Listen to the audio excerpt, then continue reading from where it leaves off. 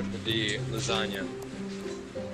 For the noodles, we have marinated zucchini, fresh oregano and thyme. It's getting layers of pistachio basil pesto, sun-dried tomato marinara. Dinner time. The sights, the smells, the tastes of foods we are fond of. They are like old friends, foods we have grown up with, that are central to our social experiences and part of the pleasure of our daily lives. Food is a love we all share.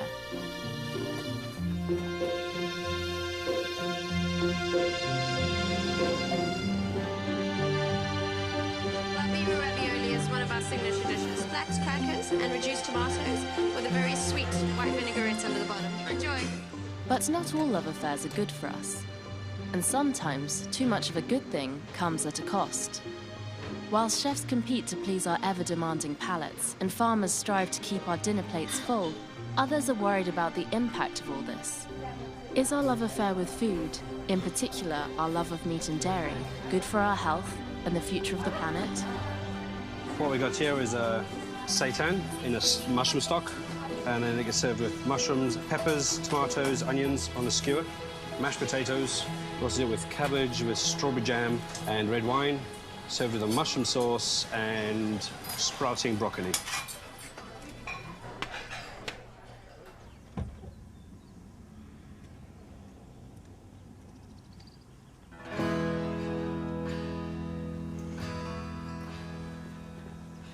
I got into nutrition with certain ideas in mind, more or less the same as what the public tend to have. But I've been around quite a little while, seen a lot of things. Had a research program at Cornell University and Virginia Tech for many, many years. For about 20 years, I was on various and sundry expert panels in Washington and London and helping to write national policy.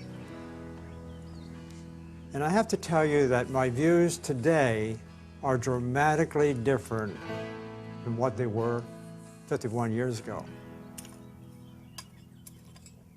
In the 60s, I had an opportunity of being a coordinator of a nationwide program of feeding malnourished children in the Philippines, working with a senior colleague who was with the U.S. Embassy at the time.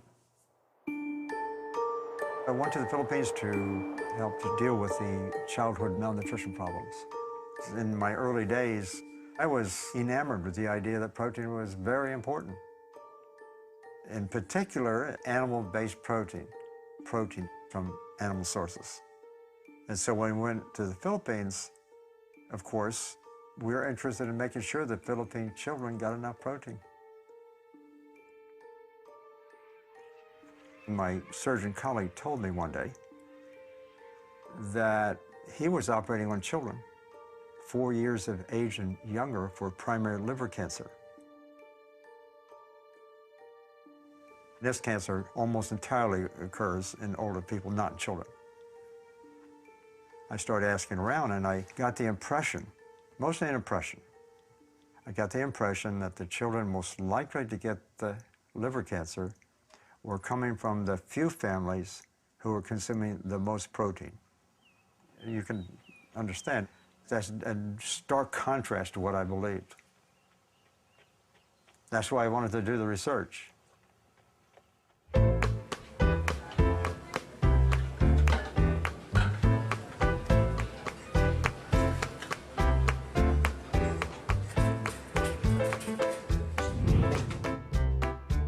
I have actually traditional cooking background. I worked in French-oriented restaurants, Italian, and I came here because as a chef, it's amazing to have the opportunity to always be working with the most vibrant, colorful, beautiful vegetables. Most of the dishes we're creating here are reworkings of traditional dishes from different cuisines. You know, we have lasagna, we have biryani, we have sushi. This is our sushi rice, which is made from jicama and a little bit of brown rice vinegar. They're shiitake mushrooms. We put a few purple daikon sprouts in here.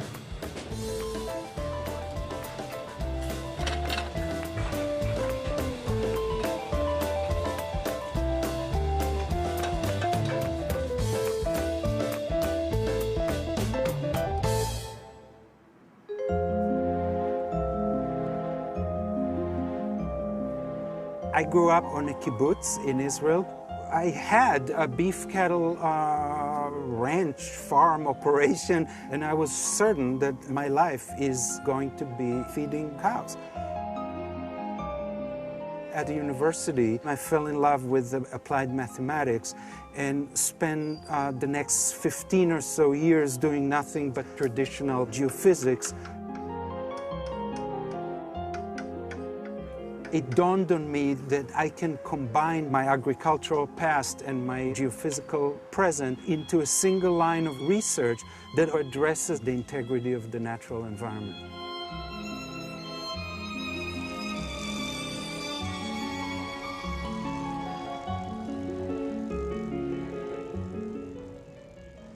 Food is an important contributor to global warming. It is an important contributor to surface water pollution. It is an important contributor to air pollution. So whenever you eat something, you indirectly exert burden on the natural world. It is clear that we cannot continue the way we have. So what do we go after? What do we change first?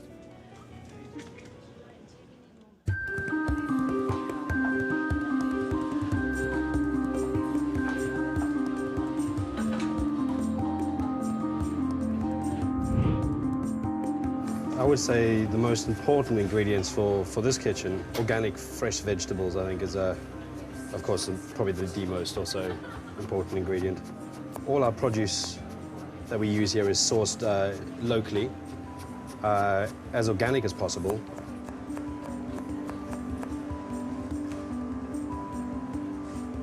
I'm South African, so we eat a lot of red meat. And then about 3 years ago, I fell in love with a woman that was vegetarian, and I saw the good side of it, and I gave up meat. I don't touch any animal products at all, and I love it. It's been a challenge for me, but it's been amazing.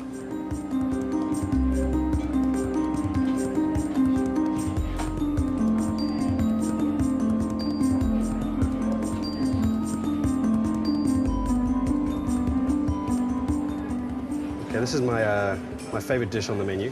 Root veg tart. We've got the tart shells here, which we make up every day. We do about 40 of them a day. The bases of them are buckwheat and all the root veg you can think of in England. Turnips, swedes, carrots. And then we'll fill it with cashew spinach cream. And then we'll top them with herb tomato.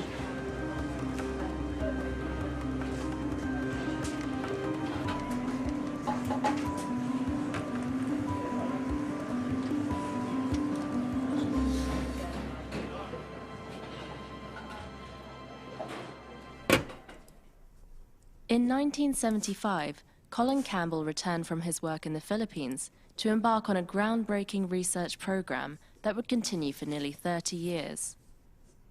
I organized a proposal for the National Institutes of Health to explore the relationship specifically between protein intake and the formation of primary liver cancer in rats. Does protein, as it's increased, does that increase cancer growth rates? That was the question.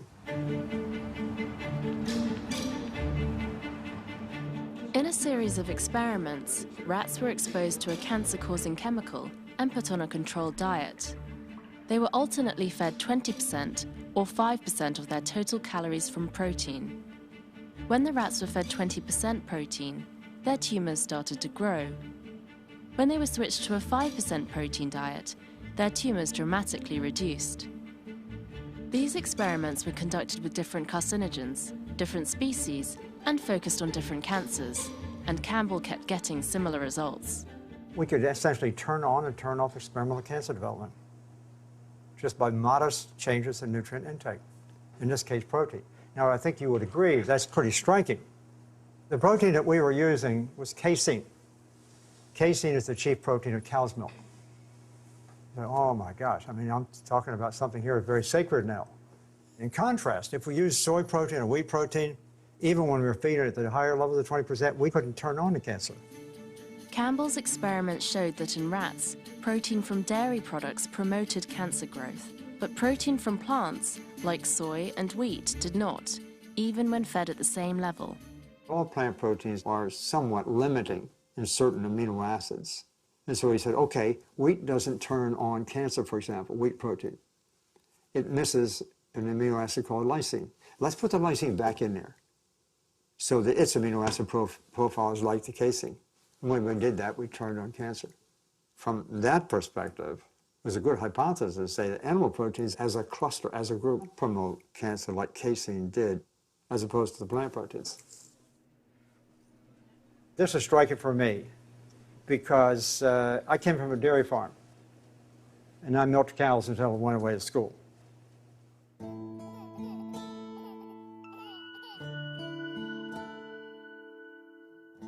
My father had been a dairy farmer, and all the people in my family were farmers and dairy farmers from Northern Ireland and Scotland, essentially. So, I mean, I was just totally into the farm life, 100%. We butchered our own animals, we collected our own eggs, I did some fishing, I hunted.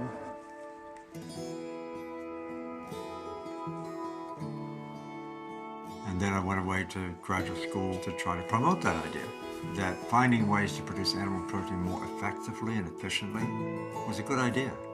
We could help to solve problems in the world. And what my research became was quite counter to that.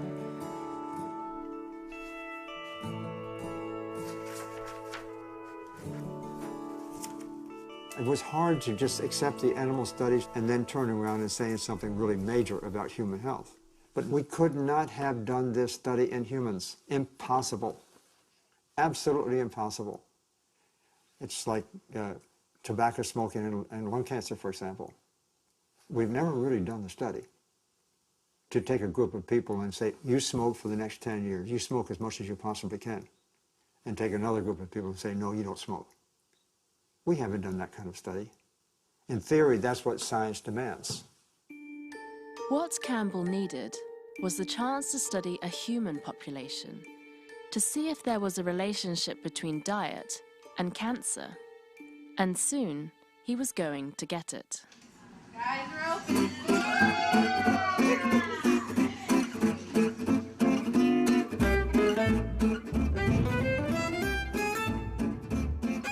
I have sensitivities to dairy, and there really wasn't anything out there for me to have, and especially no bakery for me to go to. And I knew that I wasn't alone, and I knew that there were plenty of other people who wanted to eat desserts that taste good. We're free of all animal products and byproducts, so all casein, lactose, dairy, everything under that umbrella. I didn't know anything about baking. I taught myself, and they were not delicious in the beginning, I must say. But I ate them anyways. But I think that if people have an intuitive connection with ingredients and baking and making food in general, there's always a way. I just put in baking powder. No, I'm putting in salt. There are no eggs in the recipes, so I'll also put a little xanthan gum in. It's actually bacteria that binds the liquids and the dries together.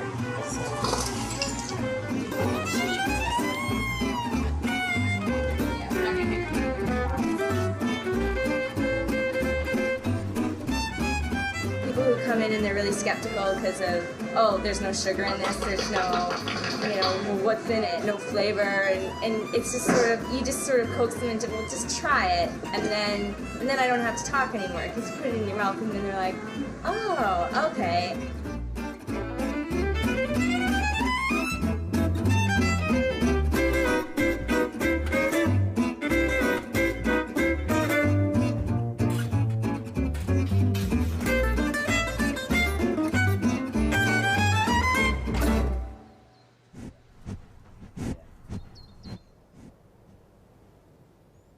Nothing changes the face of the planet as much as the way we produce our food.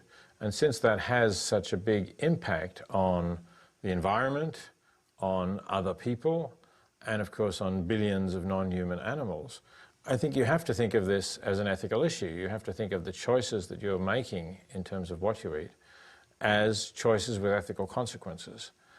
And so I think that's why we should regard this as one of the central ethical issues. After all, it's something we all do, 2 or 3 times a day. In 2006, Pam Martin and I compared the average American diet, purely in terms of greenhouse gas emissions, to alternative diets. Gidon Eshel wanted to identify which diet has the biggest impact on global warming. The average American diet consists of plants, eggs, dairy, poultry, fish, and red meat. The most significant greenhouse gas associated with the production of food for this diet is methane. Cows are ruminants. Methane is a byproduct of that. They burp it, mostly. Some of it comes the other end, but most of it comes through burps. A poultry diet is made up of plants, eggs, dairy, and chicken or turkey. Poultry is a pretty efficient little animal, but there's the CO2 just related to fossil fuel combustion. In addition to that, chicken or turkey manure undergo chemical decomposition that results in the emissions of nitrous oxide to the atmosphere. A lacto-ovo-vegetarian diet consists of plants, eggs, and dairy. Interestingly, poultry diet is actually superior to lacto-ovo-vegetarian. The reason for that is that lacto-ovo-vegetarians have been shown to eat more animal-based dairy and egg in their diets. Eshel compared the average American diet to a diet completely based on food from plant sources. If you eat the mean American diet, you are responsible for the emissions of 1.5 tons of CO2 equivalent, above and beyond what your fellow plant eater is responsible for. To put this in perspective, if you switch to the most efficient car in the market, that switch will result in the reduction of your emissions by 1 ton.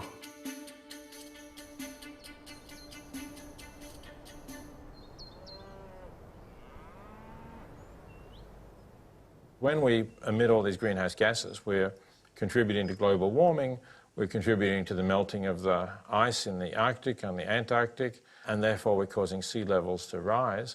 And we will be inundating the farmlands of people in Bangladesh, for example, or in Egypt, where there are a lot of people living very close to sea level. So we're really responsible actually for drowning them, not just for not saving them.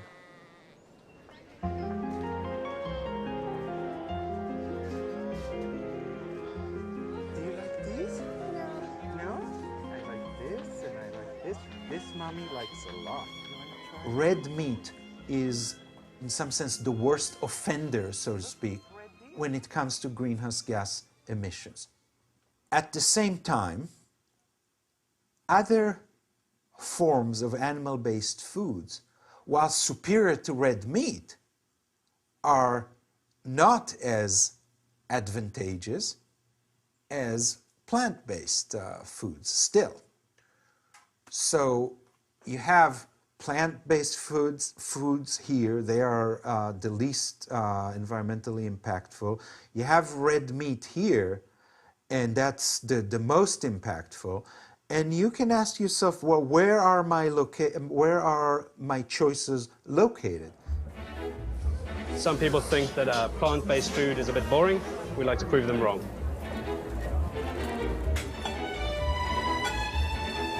The biggest challenge for doing plant-based food is forgetting the whole classical idea of having 1 meat and 2 veg. You've only got the veg, so you've got to try and make the whole dish the centerpiece. Nice one, straight up. When people come in and they're like used to eating meat, they don't know really how to expect, and they sort of think, oh, it's just like a light salad all the time. You know, when they have the food, they're like, the texture, the flavors, like, they're like, wow, this is amazing. Sometimes they don't even know that there's absolutely no animal product. They just like absolutely love it, and the herbs and everything, so it's really good.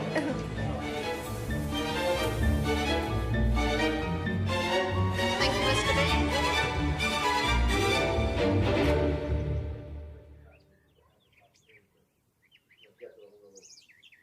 Professor Campbell spent years investigating the connection between dietary protein and cancer promotion in rats. but wasn't sure how far his discoveries applied to humans. Even if I was pretty confident in the applicability of the animal study data for the human population, my colleagues wouldn't agree with that. They would want to see, more confirmation, especially with humans.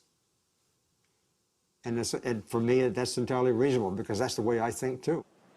In the early 1980s, Campbell had the opportunity to conduct a study with a human population in China. It was to be the first collaboration between Beijing, Cornell, and Oxford University, and would take over 20 years to complete.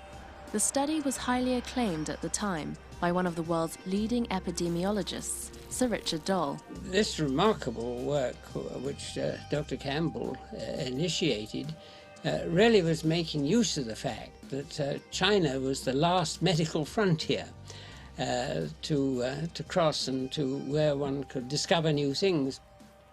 In the 1970s, there was a systematic survey of who died of what all over China. And every disease that was common in one place was rare somewhere else. You could find one county where more than 10% of the men would die from liver cancer. Then you could go a few hundred miles away and you'd find that less than 1% of the men would die from liver cancer. You could do the same with cancer of the throat. You could do the same with having strokes, death from stroke. Every disease that is common in one place is rare somewhere else. And that means that all of the diseases that are common in China, or at least the diseases of middle age that are common in China, are largely avoidable by some humanly practicable way of living. And so the next question was, well, how are they going to be avoided? And that's where the collaboration between Beijing, Cornell, and then Oxford came in. The researchers chose 65 of the Chinese counties with unusually high or low disease death rates and collected data from thousands of Chinese citizens. Urine and blood samples were taken, hormonal factors and viral factors were measured, along with exposure to toxic chemicals like pesticides, heavy metals, and mycotoxins. The researchers studied differences in lifestyle, smoking, exercise habits, and diet.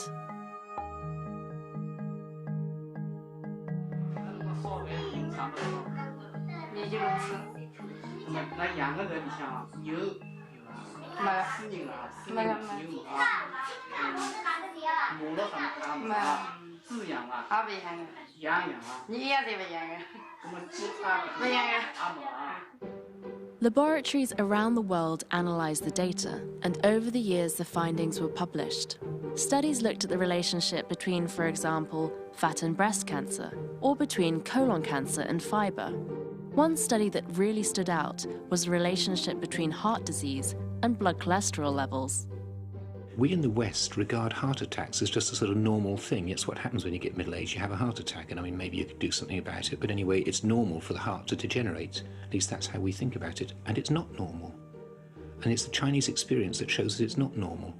The Chinese peasants eat plants, and they have very little cholesterol in their blood, and they have far fewer heart attacks than the lowest risk that you would find in the West.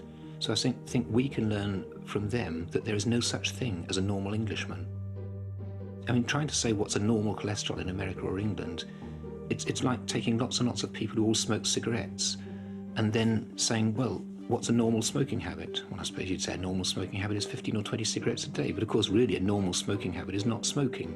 You know, humans were not evolved to smoke cigarettes. Now, there may be many aspects of the way of life of the poor that the rich would not willingly emulate, even to avoid heart attacks. But if you eat the sort of food which is based mostly on plants, then you'll have very few heart attacks in middle age.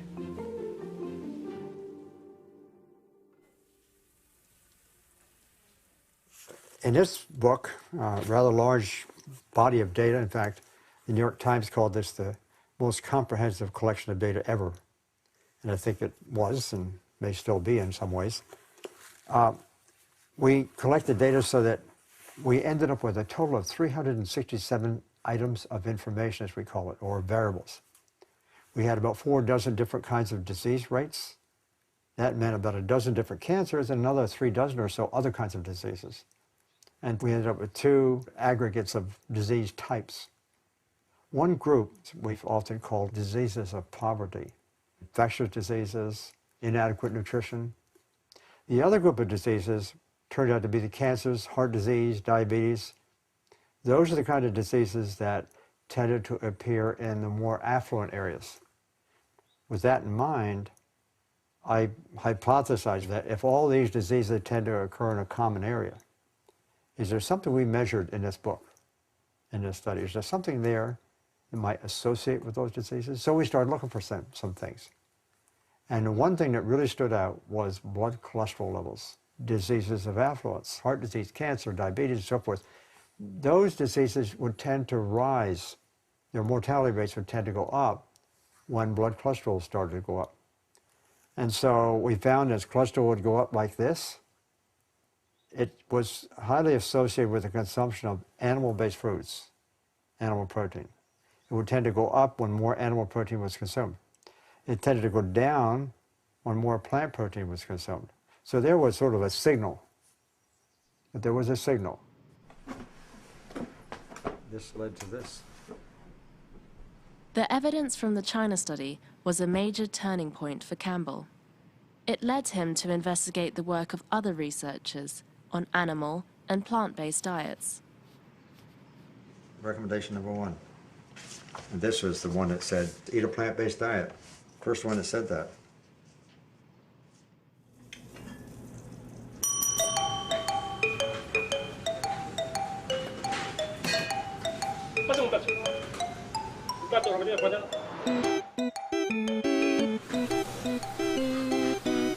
Some people think that we don't have vegetables, but you know, economically, I know we have not vegetables, so we like our rice at least.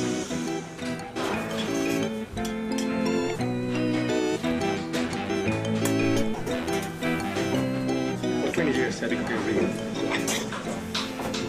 As you can see, we have just regular mashed potatoes with garlic and onion. We have the seitan, onions, we have tomato paste, we have some honey peppers. And we put this really, really rich mustard gravy. We had like a mustard, a little bit of arrowroot, vegetable. Great space. Depending on the season, you get used to use search a lot. Like right now, we have some purple cauliflower, which is great. They give you like extra color. We have one cauliflower, we saw this one of dishes, like signature dish. And we have like purple cauliflower and yellow cauliflower. That is only in this season. That's beauty of it.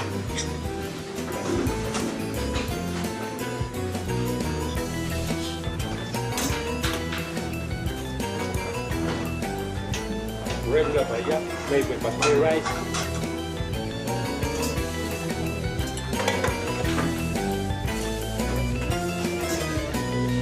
As you can see, a lot of vegetables, but not just rice.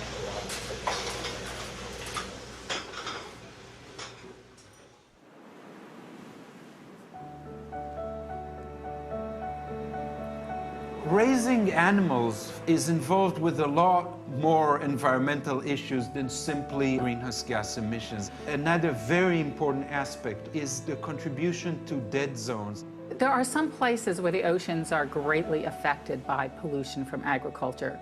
One of the best examples is the Gulf of Mexico off the southern United States, which takes the drainage from the Mississippi River, and so you know, it's basically the drainage from the heartland of the U.S., which is where most of U.S. agriculture is located.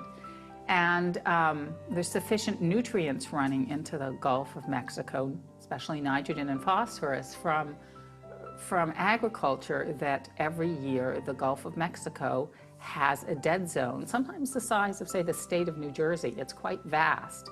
And in this dead zone, the waters don't have any oxygen or have very low levels of oxygen, so that virtually all the creatures are killed or can't live. When you have swordfish that happen to wander in, well, maybe it can swim fast enough into open ocean and survive. But most small fishes are unable to achieve that because the spatial extent of those dead zones is just vast. So they just die. One of the main causes of dead zones is the discharge of reactive nitrogen from farms. Eshel has been investigating how our diet affects the amount of reactive nitrogen released into the oceans. each one of the dots, of which there are 1,000 here and 1,000 here, represents the annual diet of one person. The further up you go, the more your food choices contribute to the scope of the dead zone. The thing that is so striking about this is the average American diet releases into the environment about 3.5 times as much reactive nitrogen as the plant-based diet. These are not subtle differences. We're not talking here about improving your environmental footprint by 20%. We're talking here about dropping it to 1/3 of what it was.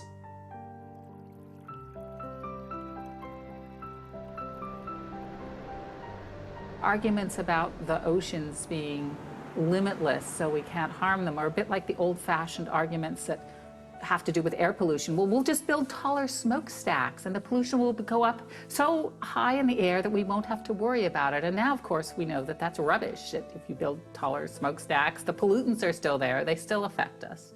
So, you know, we have to treat the oceans as an integral part of our planet, too, not just some vast dumping ground.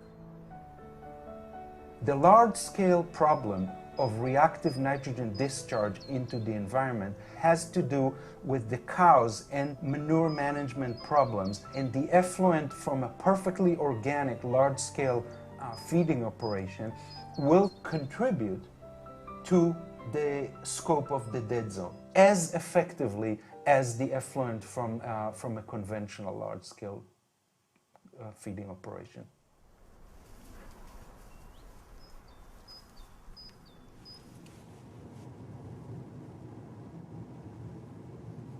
I had lots of publications. I've had 300 and some publications that were peer-reviewed, and I had already been offered the top position, full professor with tenure, when I was only 40 years old. I had everything I wanted. I mean, I didn't need a promotion. And I knew that if I started to follow what I believed to be true, my professional reputation was going to take a hit.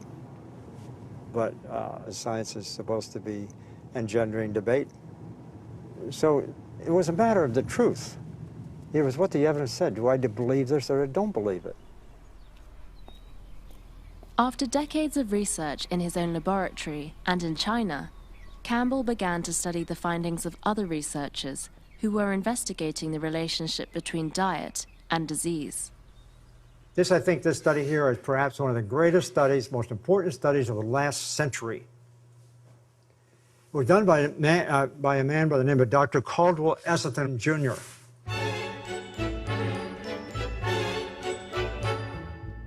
Dr. Esselstyn was a famous surgeon. He was once listed in one of the top 100 doctors. He got to a point in the 1980s, he said, wait a minute, I'm doing all this surgery, what am I doing? You know, he sort of started thinking, he's not really accomplishing much. So he decided to do a nutritional experiment. I retired from surgery, but what has personally motivated me to continue in medicine was that it was very clear that my research with patients with severe cardiovascular disease was really sort of sprouting wings. The fact that there was very little else of this type of research going on made me feel that it was just too exciting. If you were a cardiac surgeon today and you want to go to rural China or Central Africa or the Tarahumara Indians in northern Mexico and earn a living, forget it. You better plan on selling pencils. There is no heart disease there. So it didn't seem like too much in the way of rocket science to say, look, if these cultures, which are plant-based, don't ever have coronary artery disease, wouldn't it be a rational thing to ask patients who already have established heart disease, can we get them to go plant-based and see if we can't arrest their disease or perhaps even reverse it? In the late 80s, Esselstyn gathered together a group of 18 patients seriously ill with heart disease who collectively had had a total of 49 heart attacks, bypass surgeries, and angioplasties. They were all eating a typical Western diet.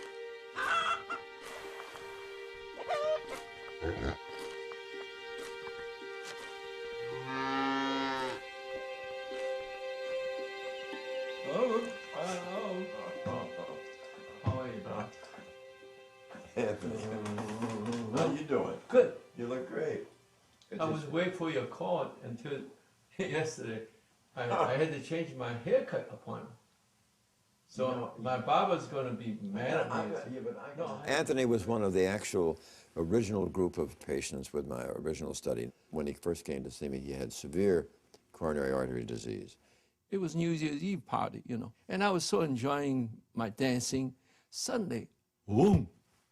My God, it was even just like that. That's when I saw this doctor.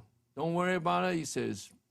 We are well known in this area of surgery called bypass, in a layman term, you know. And he says, you most likely will need 5 of them. Anyway, I had an open heart, 5 bypass surgery done.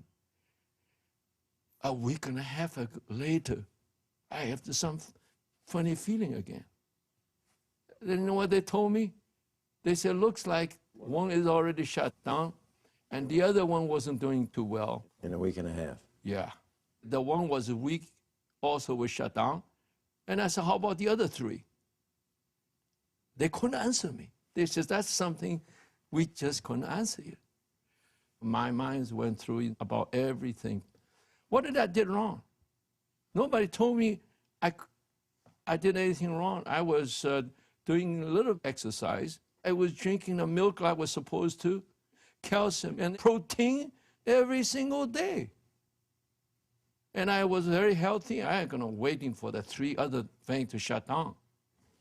That's when depression sets in, caused by severe fears. And so, like hopeless, you're ready to give your life up. So the psychiatrist said, he said, before you do that, it's a messy thing, he said. He said, before you do that, I would want you to go to see a fellow that he is working and doing a research. So he wrote it down. I couldn't even spell it. I couldn't even pronounce it. What is it? Esselstein, Esselstein, Esselstein? What is this? Anthony joined Dr. Esselstyn's study. Along with the other patients, he was put on a plant-based diet and cholesterol-lowering medication. Their health was carefully monitored over the following years. This happens to be a 54-year-old security guard where, when we first saw him, this is the right coronary artery, and where that arrow is was defined in our coronary angiography core laboratory as a 30% blockage, and then several years later, you can see the blockage has disappeared. In the 12 years on the study, which made it the longest of its type in the medical literature, we found that 17 of the 18 had no further coronary events.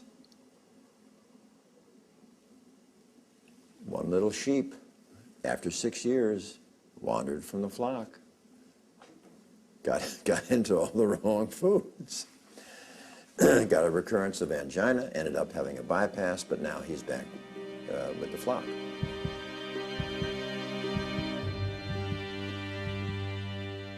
I don't really know how to explain that, other than I'm walking with my 2 feet, I sleep normal, and about my life, I'm looking at you beautiful girls, I get excited like a teenagers, and normal. Isn't that normal or not? But nobody even knows that in 2 more years I'll be 80 years old. You know, they should be thinking about setting me aside, but no. Except I didn't still continue to lose my hair, and I want to ask you about that too. I know. I'm still alive. That's the important thing, though. Now, I want to clarify something. As I mentioned it, this was a very, very intensive shepherding of these people in the early research group. And that was sort of, I think, at least I felt it was essential, so that we could find out whether or not we could actually demonstrate proof of concept Namely, that you are able, through appropriate nutrition, to not only halt, but to arrest this disease. So want to walk out to the garden? Yeah. Where are the cows today? Oh, no, that's not the herd.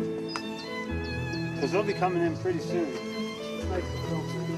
Professor Eschel has come to visit Martin Ping, who runs a small-scale organic farm in upstate New York.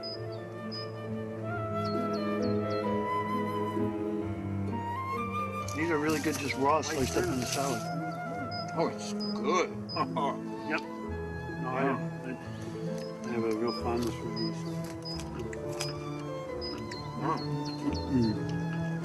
That's still good. Yeah. Actually, here too. For sure. Well, I know which way I'm walking home tonight. I have to stop and get a little feta cheese.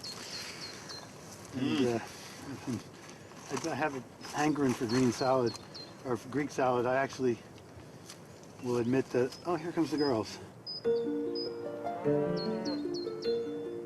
Professor Eschel has been investigating how this small-scale organic farm compares to a large-scale organic farm in terms of its contribution to oceanic dead zones. You can measure the composition of the water entering the system over there, which we did. And you can measure the composition of the water exiting the system over there. And you can see that the effluent coming out of these farms is dramatically better than the effluent coming out of an industrial scale farm. This is my commute to work. Some people wade through traffic and I wade through a stream. It's really awesome. I love it. The reason why this small-scale farm is better in terms of the amount of reactive nitrogen released into the oceans is because it uses the land less intensively. The amount of fertility we have for our garden is dependent on the number of cows we have.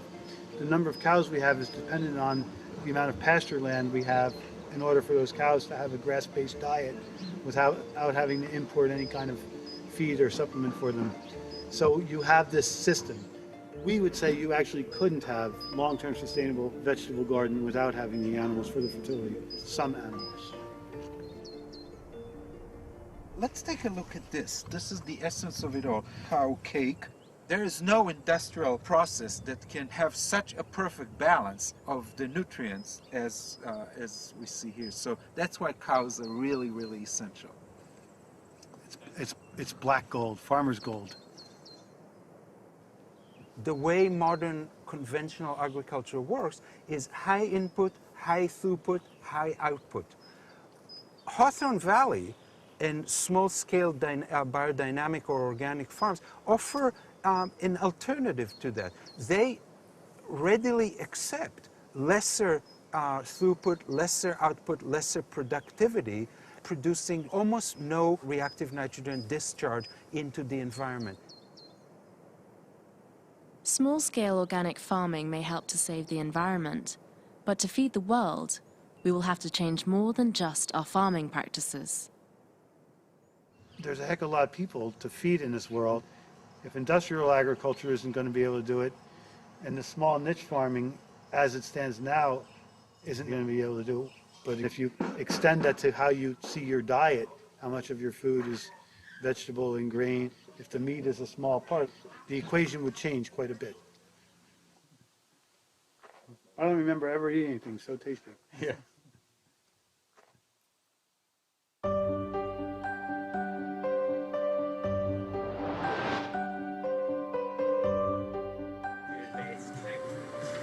I've been cooking all my life, natural, food-based.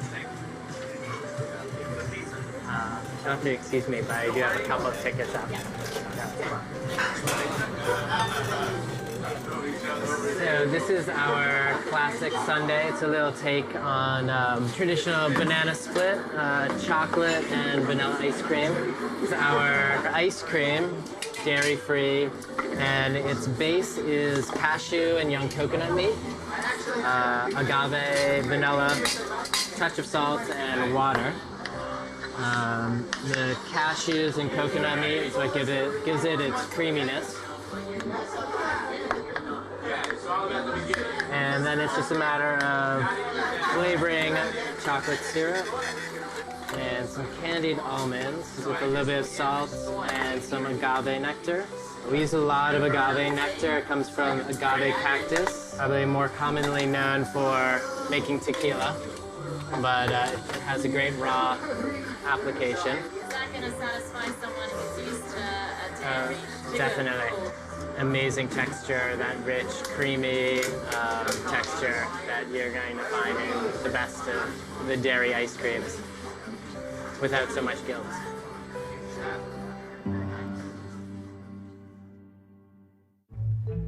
Since Dr. Esselstyn's original study, he has treated a further 200 patients by changing their diet. The stents, the angioplasties, and the bypass surgery can be absolutely life-saving. The challenge to us as a profession is to do what we can so that the illnesses that today are requiring surgery never get to that point. This happened to be a young physician, 44 years of age. He had a heart attack, and you could see this artery that suddenly gets to be moth-eaten and diseased. This was narrowed over such a long segment that he was not a candidate to have these stents just stuffed in one after the other. And it was too far down the artery for a bypass operation, so I said, you know, why don't you consider going plant-based? And he said, okay, I'll do it, but I'm not going to take any of these cholesterol-lowering statin drugs. I don't trust them. There's too many side effects, I feel. So I said, not a problem. So he just did it. And 30 months later, he had a repeat angiogram. And as you can see over here, it's completely resolved. Obesity can contribute to this, and metabolic syndrome can contribute to it. But that doesn't spare the patients who are slender. I mean, we treat many patients who are slender. We treat many actually fascinating athletes. I mean, athletes who run marathons, and yet they're crumbling from disease of their arteries because of the horrible food they're eating. This is not to discredit exercise, and exercise is a marvelous bonus. When you embark in research where everybody is extremely skeptical. I mean, God, how in the world can food have the kind of medicinal value when we have all these sophisticated drug companies? There's a certain competitive spark that is lit. It's the challenges in life that are exciting.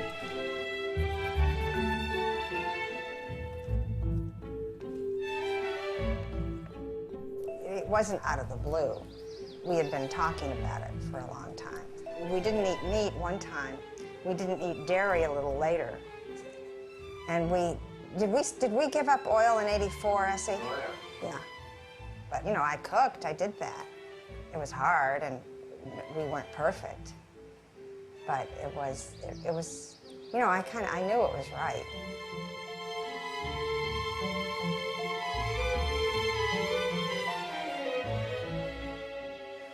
What is agreed in the scientific community is that the initiation of cardiovascular disease, heart attacks, coronary artery disease, is that the magnificent carpet of endothelial cells that lines our blood vessels becomes progressively injured.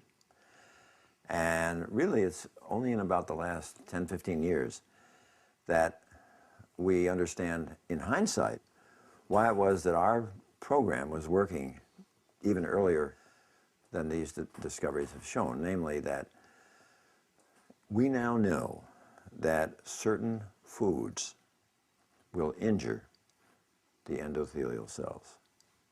Processed oils injure endothelium. Dairy products injure endothelium. Meat, fish, chicken, animal protein injures endothelium.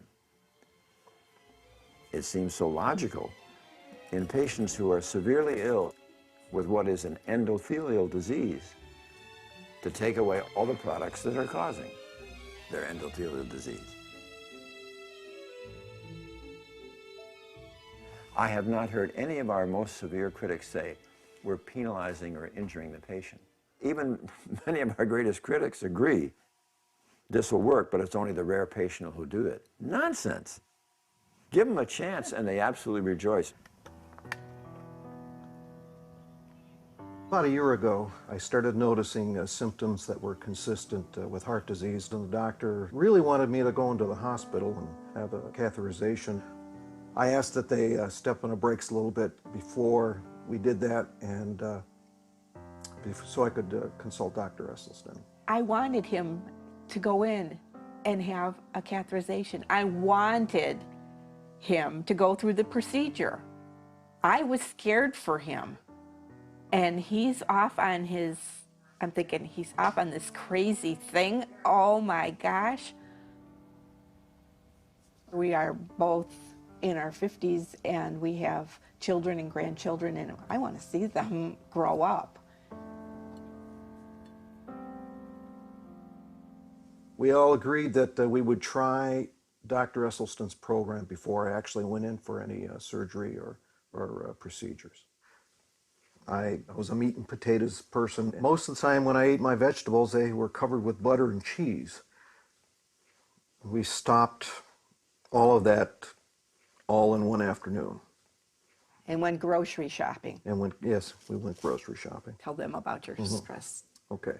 Dr. Esselstyn, we're anxious to see some quantitative number as to my improvement. So I scheduled the second stress echo test, started walking. Bottom line is that I doubled the amount of time that I spent on the treadmill. Of course, my cholesterol's way down. My blood sugar's normal. I had high triglycerides in the past, and that's dropped. And after 9 months on a plant-based diet, I still have heart disease, but I'm making great improvement.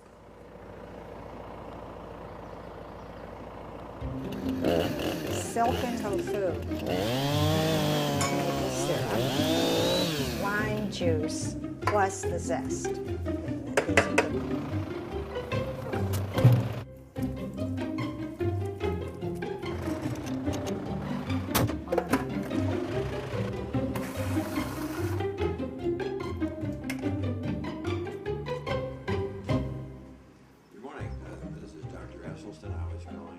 None of this could have happened without Ann, because I may tell them the why of their disease. No fat yogurt, no meat, fish, chicken. But then they're left like a puppy in the deep grass. How? And Ann comes along and says, here's how. It's a kale sandwich. Kale has got thick stem, which makes it hard to eat. So you put your right hand here and you take your left hand and you pull, and then you have a handful of kale that looks just like, I mean, it's like spinach with heft when you cook it. And it's so much fun. In 2 seconds. I mean, it's crazy. No time. And in the meantime, over on the stove, I have water boiling. And I'm going to cover it, and it's going to cook for about 4 minutes. Mestamacher bread. I like it really toasted well so it turns into a cracker. And man, it is so good. Cilantro. And the thing that I love the most about this sandwich is the lemon. I'm going to get all this zest off this lemon so I can put it on that kale. And these stems, they'd be nice right in here. You can do anything with them.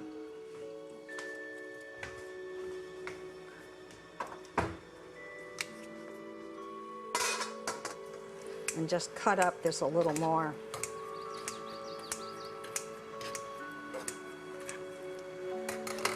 But it's ready. Let it all drain out here. It's with lemon zest and lemon juice. It makes everything taste so much better without any fat. Okay, let's see about this toast. So now, here we go. Hummus. This is hummus without tahini. Chickpeas, lemon, and garlic. There's no oil in this, so you can just slather this on nice and thick. So we love that. And then I'm going to sprinkle some green onions and some cilantro. You can use parsley instead. And then my lemons. And I cut them in little pieces. Essie makes me so mad. He does not like lemon in his, so I will leave his without. Handfuls of kale on top of here. It looks crazy, and you will not believe how good it is. I'm gonna just sprinkle a little of lemon pepper on top. That's ready to go after I cut it. Okay. Kale sandwiches.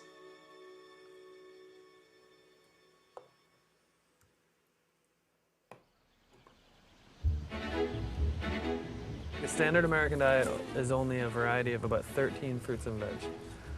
More than Isn't that sad? yeah. I mean, Well, you're I growing think 13 in a row here. I know. In the winter, it's really nice to highlight squashes and have a nice hot cooked soup. Next, I have a nice, beautiful buttercup squash. I was raised in restaurants. My grandmother, my mom, my brother, all of them have been really into food. This is okra. Really? That's how okra grows? Yeah, this is okra, and this. I have never seen okra grow. Well, there it is. Huge, there's okra Yeah, there. it's pretty nuts.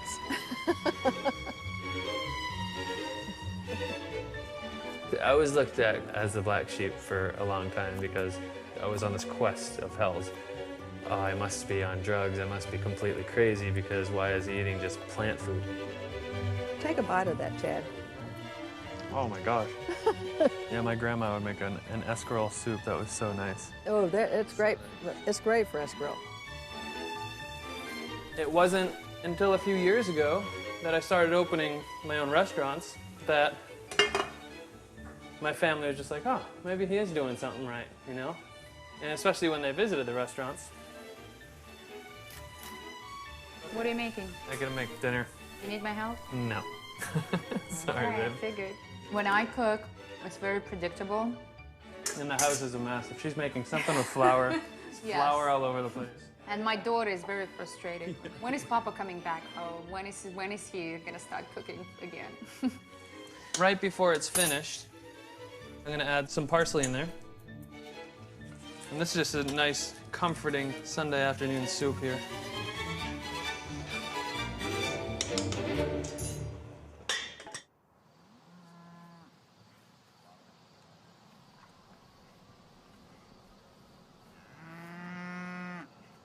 This is what, when I was a boy, a very young boy in Israel, growing up in a kibbutz, this is what an individual family farm looked like. 12, 15 cows, a few calves, and that was enough. But I don't think, I could be wrong, but I don't think that this represents the new way we will feed the masses.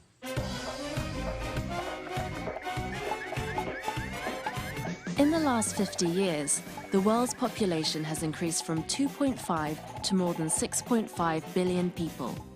And as the population grows and demand for animal products grows, more and more land is needed for food production. So how are we to feed the world?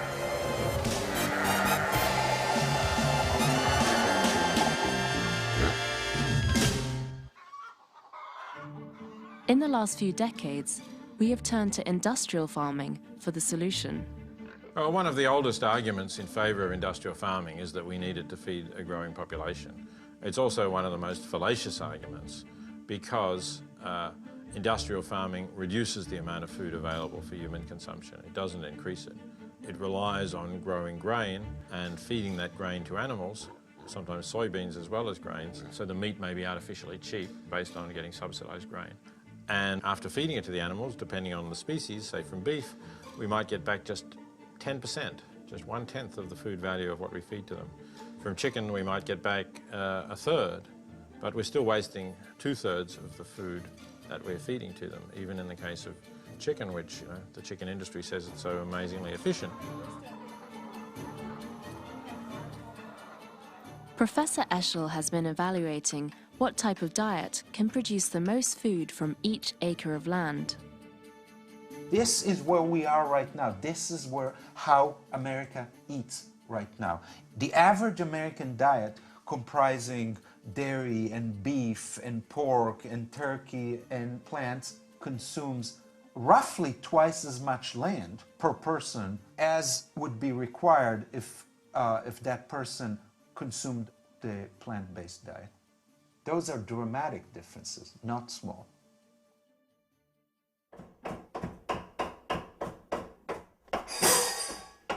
Lila, you okay, sweetie? Yeah, I have soup.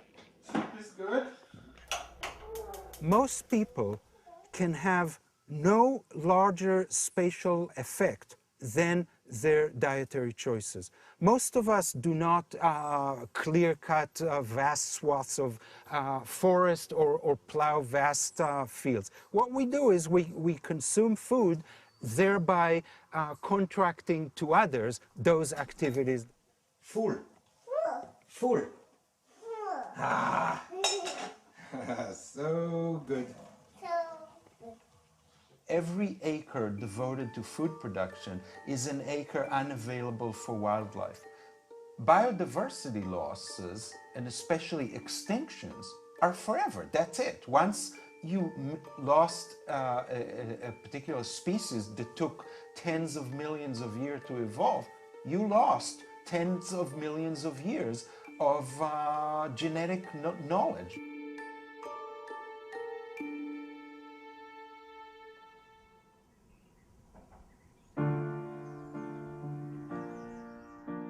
After a lifetime of study, Colin Campbell has developed a controversial theory about the way in which an animal-based diet affects our health. Meat and dairy and other animal-based foods do not initiate cancer. I have to go back to the model for cancer. Cancer gets initiated, which involves chemicals or viruses attacking the DNA. That's where the cancer starts. These kind of foods do not initiate cancer in that sense. What they do is they have all the nutrients and other factors in there that create the condition, the culture, for the growth of these cancers. It creates the condition for the rise of blood cholesterol, and it creates the condition for the development of basically atherogenesis, leading to heart disease. In other words, these things and these kind of foods are actually like fertilizer.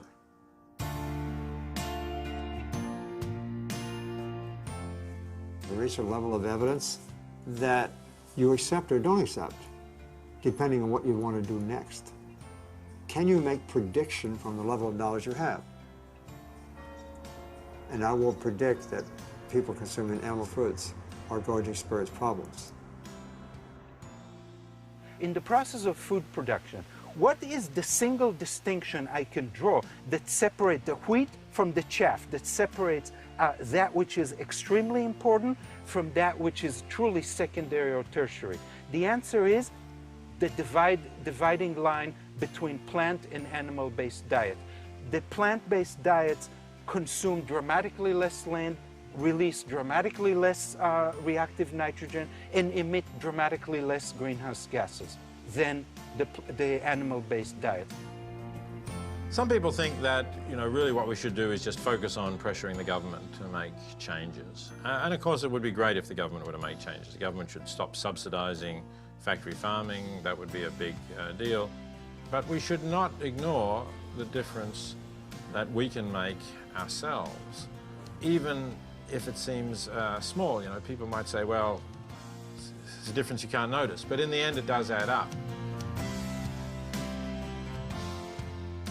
It's so easy to fall back and say, well, people really won't change. They love some of these bad habits, but we can make this happen. In the next decade, the paradigm will change. Maybe less. Science enjoying such a status in our society. People rely on science, and we're paid. We use the public's money to do the things we do, and so I think we have a responsibility to go back and tell them. Policy people always wanting to pull back. Don't say what they really believe, because it would have upset the industry. I'm not going to be inhibited by anything or anybody. And because it's far too important. Far too important. Plant-based diets is where the health is. Animal-based diets are not. But I also want to put a second thing on that. It's whole plant-based foods. What do I mean by that? You know, you can be a vegan and consume plant-based foods and do it all wrong. Here's the way you do it. You take the whole food, take the sugar out, you take the white flour out, you take some fat out because it's supposed to be good, plant oil is supposed to be good. You put it all together and you get a Danish or a donut. That's a plant-based diet, right? But that's not health. That gets us into trouble. So what I'm really driving toward here is that the whole food, eating it intact, figuring out ways how to prepare it and eating the whole food is where you get the real health from.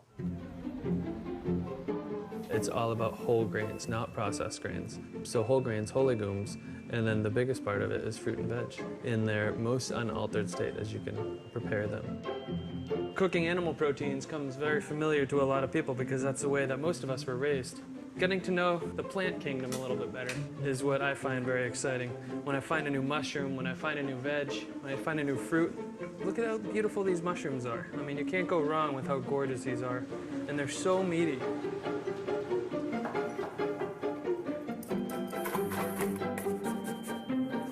Shifting the way we think about vegetables, making vegetables as the center of the plate rather than an animal product, or just reconfiguring the plate. If you're going to eat animal products, have a little bit smaller portion, add much more vegetables to the plate. We're going to make some seitan. Seitan is a wheat protein, whole wheat flour. All right, then I have nutritional yeast. I have some onion powder, a little bit of chipotle seasoning, some veg stock, Marcello wine. The sweetener, I'm using a little bit of maple. And I'm not using oil in this, so I want to cook it in a liquid. Delicious on their own. Seitan is done now. It's a great substitution for a roast. If you're going to have a roast dinner, that's just so nice. Some lettuce, tomato thrown in a wrap. You can throw some barbecue sauce on it, throw it in a sandwich. Get on some stuffing. We have a little bit of mashers.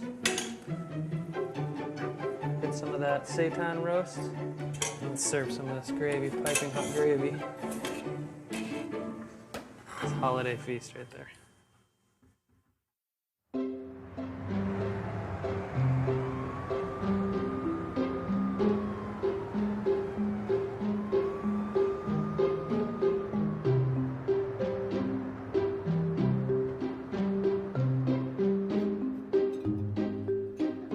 Our relationship with food is complicated. It's part of who we are, what makes our culture, and it creates a sense of community.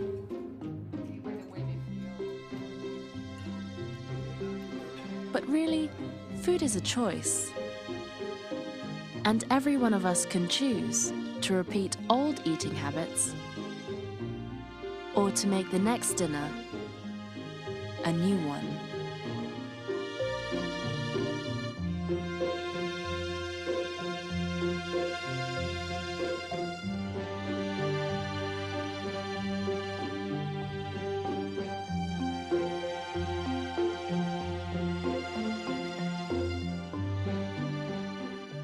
Man, would you give me a little salad?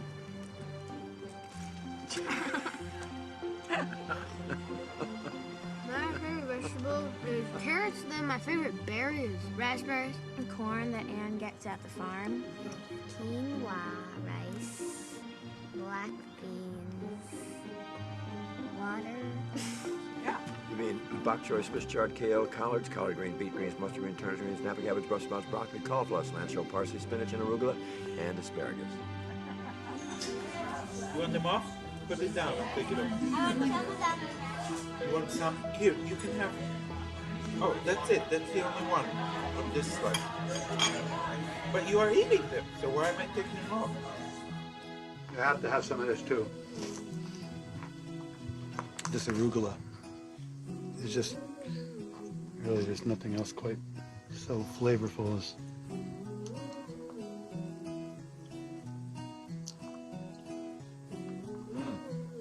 Cheers. These are peas. You know, they were the Chinese peas. You know, to eat the whole thing. This is really good. These are really good. You want to taste a piece?